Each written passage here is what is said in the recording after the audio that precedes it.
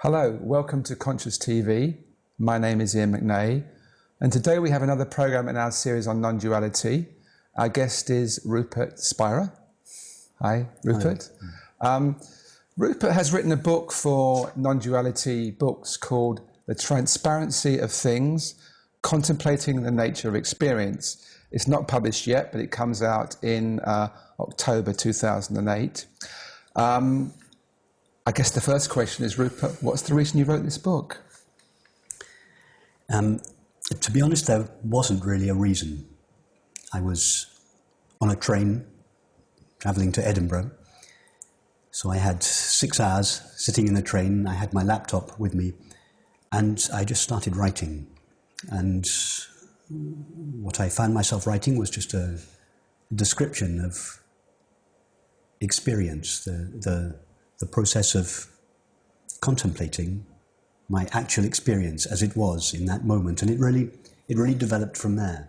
It wasn't written with any particular purpose in mind. It wasn't written with any particular audience in mind. It was written out of the enjoyment of looking at my experience, exploring it, and expressing it.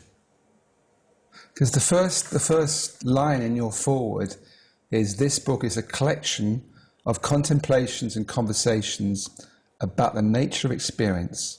Its only purpose, if it can be said to have any purpose at all, is to look clearly and simply at experience itself. And of course that's how you started, looking at experience itself. Yes. Yeah. I'm glad to hear again that first line. I had forgotten it, and it's accurate. It's precisely what the book is. It's a collection of contemplations on the nature of our experience, because all we have at any moment is simply our experience. There is nothing that we know of, by definition, that is outside of experience. So if we're interested in the nature of ourselves, or the nature of the reality of the world that we see, all we have is our experience of ourselves and our experience of the world.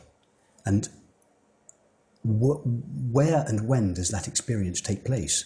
It's simply now. It's always now and here. So this current experience, whatever it consists of, it doesn't really matter what it consists of. At the moment it consists of you and I sitting here, and this is what we have to explore, to investigate, if we want to know what are we truly, and what is this world truly. Just simply exploring this current experience. My experience at the moment is that I have an inquisity to find out about more as a human being, and we are going to do this interview in 2 parts. The first part will be a little bit more about you, let's say on the human level, and a little bit about your history. And then we'll do a second part, which will be much more based on the experiential side. Yes. And I was interested in having a wider context of your development, and I know that you, from what you were telling me earlier, you actually started to meditate at the age of 16. Yes. Which is very young, and I've just wondered what led you to that, what drew you to that? At the time I was studying science, intending to become a doctor or a biochemist. But as my studies went on, I became increasingly disenchanted with the sorts of explanations and reasons I was being given. And at that time, I first came across the writing of Rumi, the poetry of Rumi, who at that time hadn't been translated by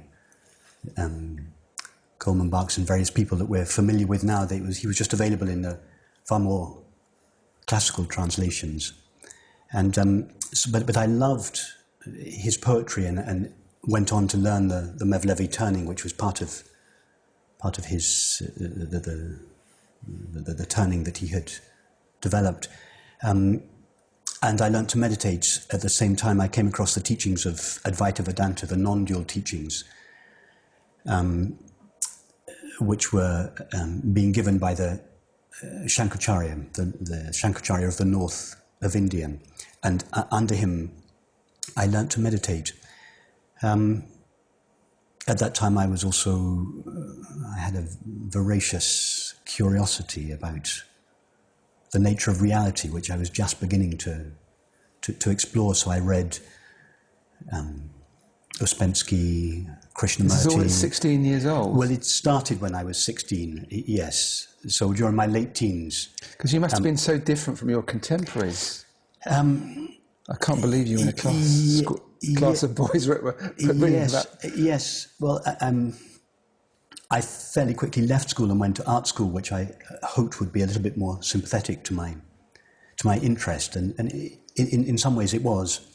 But it's true. I found during my late teens and my 20s, particularly, that whilst I had very good friends, at the same time I felt that my interests were not mainstream interests. I was deeply interested passionately interested in who I truly am and what the world truly is. And I had started to meditate. I came across the classical texts of the non-dual teaching, Ramana Maharshi, Nisargadatta, and there was a deep resonance in me when I read them.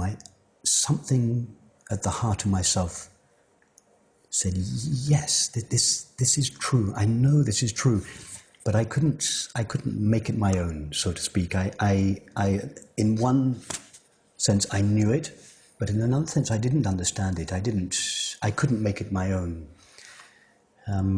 So for many years, for 20 or so years, I carried on under the Shankaracharya, meditating, studying, reading. Did you have a teacher at this time, or you were doing it primarily on your own? Yes, I was at a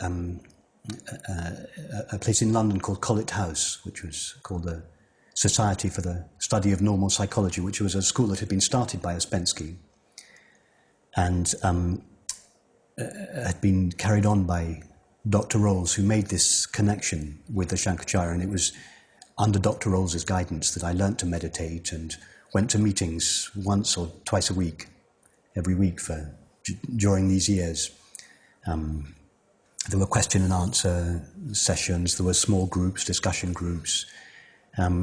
So all during this time, all during my 20s and teens and 20s and 30s, I was very involved in exploring the classical non-dual teaching.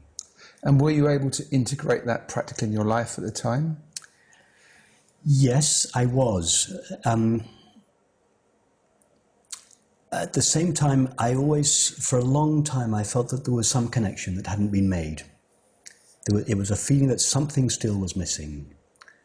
That there was my deep interest in spiritual matters on the one hand, and then there was life in the world.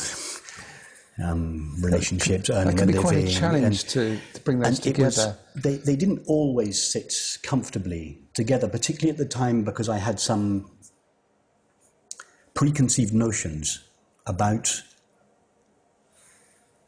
how the non-dual understanding was expressed in everyday life. And those notions, I realized later on, were not true notions, that they were superimposed. I had an idea about the shape that this understanding might take in the world, and I think I tried to superimpose this shape on myself, and of course it didn't work. I couldn't deny the thoughts and the feelings and the impulses, so there was this uncomfortable relationship between how I actually found myself to be with all the thoughts and feelings and impulses and this teaching that I was exploring that suggested to me that or at least I thought it did. I realized now that I was mistaken, but I had an idea of how I thought that would express itself in the world. So it was an uncomfortable relationship.